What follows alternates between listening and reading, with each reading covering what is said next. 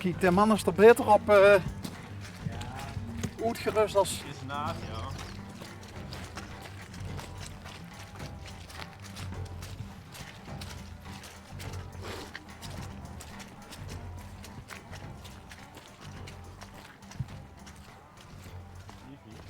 Nee. Hoe is het dan? Binnen.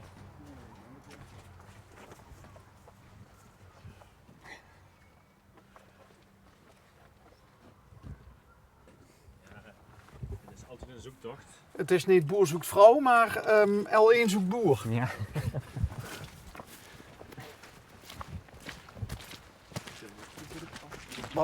Waar zien we hier namelijk op aangeslagen? Daar staat vuur aan de weg, staat een grote banner. En daarop staat van hey, wordt gewerkt aan het tegengaan van wateroverlast. Nou ja, kijk, Er niks van. ja, nee, hoe eens. Maar we hebben de goede man nog niet ontmoet, gesproken, de boer. Maar er wordt dus gewerkt aan iets. En ik ben... Ja, loop er eens in. Hier is er een lopen. Oh, dit is wel leuk.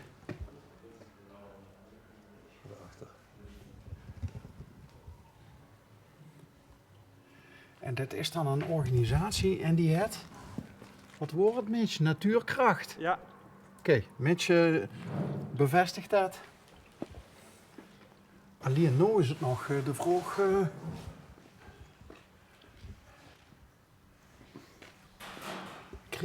Krijgen we de boer zover dat in... Het is wel een leuk plekje. Hier wordt duidelijk gewerkt aan een soort van toekomstgericht plan voor een boerderij. Met een klein cafeetje. En een winkeltje. En ja, hier zien we. ik weet eigenlijk ook niet zo goed wat er dan gaat gebeuren, want de goede man die ons net te woord stond, die is spoorloos verdwenen. Pepertjes, sprei, paprika, aardappels, spruiten, wortel.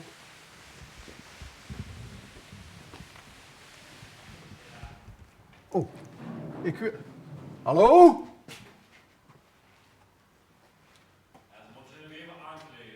Oh, je moet zich even aankleden. Oké. We hebben hem toch niet wakker gemaakt, hè? Nee. Boeren leven bekend al een leuk. Ja, dat hessen met boeren. De boer is zich aan het aankleden. Oké, bijzonder. Kunnen we even vast... Oh. Een food filmfest.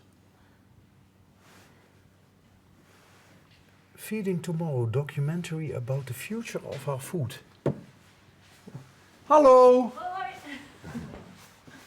Maar dit klinkt weer heel anders als de persoon over de walkie-talkie net. Ja, dat is wel even. Maar ik... Had ik best een doorontwikkelde versie van Yves. Nou, een soort van de wederhelft. Hi. Oh, die best de wederhelft. En ik ben? Iris. Iris. Ja. Ik ben Bas. Hoi Bas. Hi. We zien van L1 van het programma Onderweg. Leuk, ja. Nou, dat is nog even afwachten. Maar de aardige meneer die heeft ons uiteindelijk bij dit gebracht. Ja. En hier vooraan staat dan een banner. Hè, over, hier wordt gewerkt aan het tegengaan van wateroverlast. Ja, En dan schijnt dat afgelopen weekend iets te zien geweest. Hey. klopt. We hebben afgelopen weekend Natuurkrachtdag hier gehad. En er zijn in totaal zo'n 200 bezoekers geweest, waarvan 50 vrijwilligers met hebben geholpen aan het aanplanten van een bos op het natste stuk van het perceel. Dus de boerderie ligt gelegen aan de Geul, waar we allemaal weten dat we een aantal jaren terug flinke overlast hebben gehad. Ja.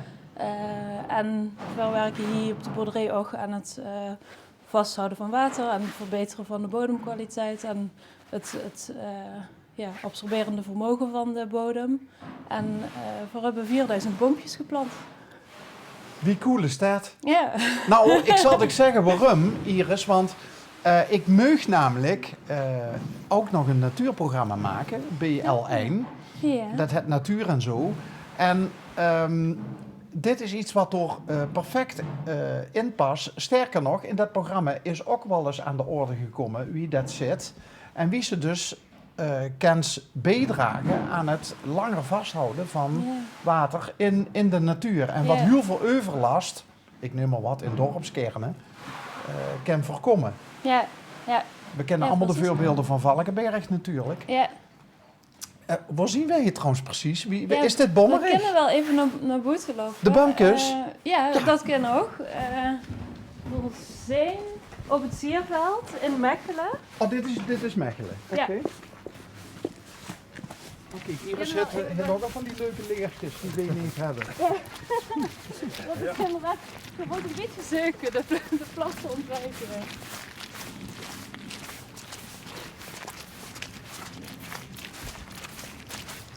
Want er gebeurt van alles, zie ik. Ja, we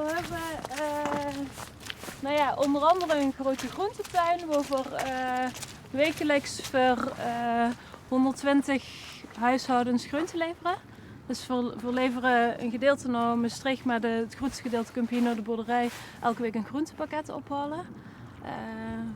We werken hier met de natuur, dus alles is onbespoten en puur natuur. En komt hier vers van het veld. Dus dat is in de zomer ziet het er natuurlijk nog kleurrijker uit en dan staan er ook allemaal bloemen en zo. Maar de tuin staat nog goed vol met onder andere kolen, bieten, rapen, prei, palmkool inderdaad. De boerenmoos natuurlijk. Ja, boerenmoos, wortels eigenlijk. Oh, heerlijk. Maar dus eten met de seizoenen mee, hè? Ja, precies. Het is met de seizoenen met. We telen zo'n 45 tot 50 verschillende soorten groenten op een relatief klein oppervlak, omdat we eigenlijk alles met de handen en niet met tractoren werken. Dus de plantafstand is veel dichter, maar dat zorgt er ook voor dat we niet de bodem verdichten en toerieën. Dus dat ook hier in de tuin en ook op deze manier werk voor aan die bodemgezondheid en lucht en water. Want dat vergeet de Luduk, hè? Dat onder ons van alles gebeurt. En als we zorgen dat happy blijft, dan duurt het grij boven de grond het ook veel beter, hè? Precies, ja. Dus dat is het precies. Eigenlijk begint het allemaal onder ons voeten. En die 4000 bumpjes, waar zien die ongeveer? Ja, eigenlijk is dat gans naar onderbossen die groentebeum met de marentakken, met de mistletoe erin. Hè, daar stroomt de geul. En een stuk daarboven heb ik voor 4000 bumpjes aangeplant. Maar bijvoorbeeld hier deze haag wat zo naar onder slingert, staat nu bijna 2 jaar. Dus dat is eigenlijk ook allemaal nu aangeplant. En hier achter de tuin zien ze misschien ook net zo de bumpjes staan met 2 ballen. Met van die steunpaaltjes erlangs. Ja, dat heb ik voor ook 2 jaar geleden aangeplant. Dat is de fruitgaard. Dus wie groot is het? Het is in totaal 15 hectare. Dus we hebben, het wordt allemaal grasland, het wordt een melkveehouderij. En verder zijn er nu een gemengd bedrijf weer van aan het maken met onder andere dus de groenten, een stukje fruitproductie, notenproductie. De broenkeude achter zijn oog van ons, dus dat hoort er ook nog bij. Want ik zag volgens mij een melktank staan, hè? Ja, maar dat is de gebruik ver. Nee, maar we hebben nu limousin-runderen, dus we hebben geen melk meer, maar vlees. En eigenlijk met die keus is het ook hetzelfde. We geven die regenereren ook het land. Dus we geven die elke dag een nieuw stuk gras. Dus die staan niet op de volle 15 hectare, maar die krijgen elke dag een nieuw stukje gras. En op die manier gaat de rest waar ze dan niet zijn rust. Dus, migrerende koeien? Ja, eigenlijk wel. Iris, waarom ben je boerin geworden?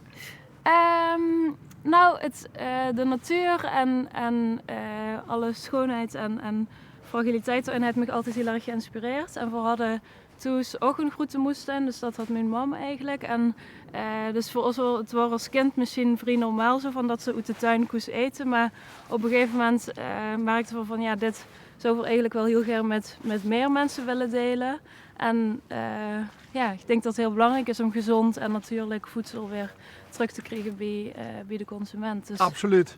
Ja, dan Dus- heeft ze een mega medestander gevonden. Maar grappig dat we hier nou zo goed toevallig Ja. terechtkomen. Maar dat komt dus door dat, Door dat bord, ja. door de banner door Ja. aan de weg.